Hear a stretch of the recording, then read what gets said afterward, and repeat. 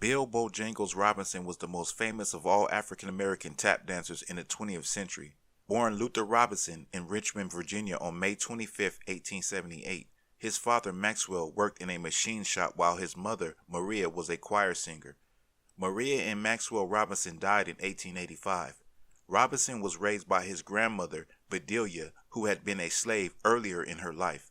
According to Robinson, he used physical force to compel his brother Bill to switch names with him, since he did not care for his given name of Luther. He got the nickname Bojangles from jangler, meaning contentious, and he invented the phrase, "everything's copacetic," meaning tip-top.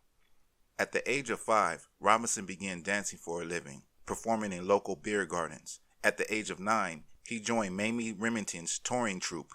In 1891, he joined a traveling company, later performing as a vaudeville act.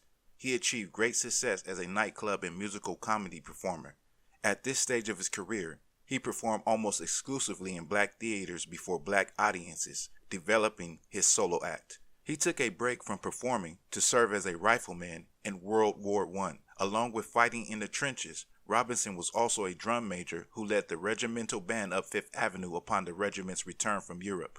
Robinson transitioned to Broadway and to Hollywood films in the 1930s and 1940s. His delicate tap dance style and cheerful demeanor made Robinson a favorite of both black and white audiences. He could light up a room with his smile.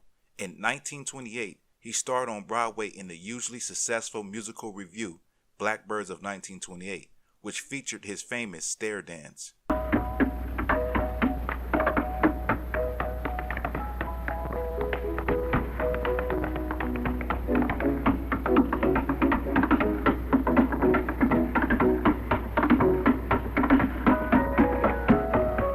Blackbirds was a revue starring African American performers intended for white audiences.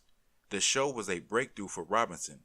He became well known as Bojangles, which connoted a cheerful and happy-go-lucky demeanor for his white fans. Despite the nearly polar opposite meaning of the nickname in the black community, his catchphrase, "everything's copacetic," reinforced Robinson's sunny disposition.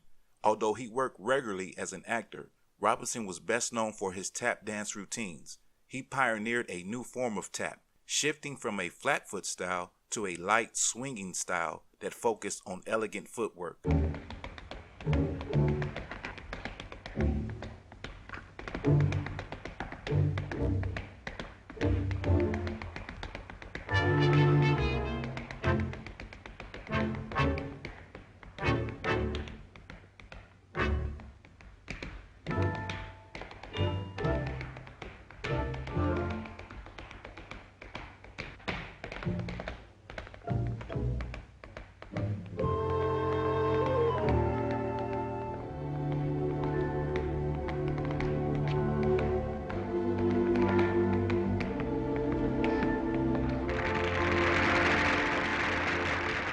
He starred in 14 Hollywood motion pictures, many of them musicals, and played multiple roles opposite the child star Shirley Temple. His film credits include Rebecca of Sunnybrook Farm, The Little Colonel, and Stormy Weather, co-starring Lena Horne and Cab Calloway. Despite his fame, Robinson was not able to transcend the narrow range of stereotypical roles written for black actors at the time. By accepting these roles, Robinson was able to maintain steady employment and remain in the public eye. Robinson celebrated his 61st birthday publicly by dancing down 61 blocks of Broadway. Robinson was married 3 times. His 1907 marriage to Lena Chase ended in 1922. He married his second wife, Fannie S. Clay, in 1922. Clay served as her husband's manager and assisted him in founding the Negro Actors Guild of America, which advocated for the rights of African American performers. Clay and Robinson divorced in 1943. In 1944, he married Elaine Plains. Robinson and Plains were together until Robinson's death in 1949. Bill Robinson was involved in baseball as well as theater.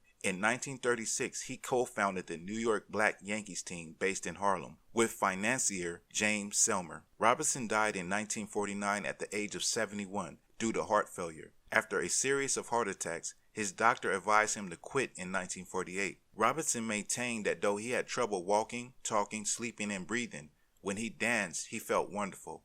He was virtually poor when he died, Much of his wealth went to charities in Harlem and helping random people on hard times. Robinson's funeral, arranged by longtime friend and television host Ed Sullivan, was held at the 369th Infantry Regiment Armory and attended by thousands, including many stars from the entertainment industry.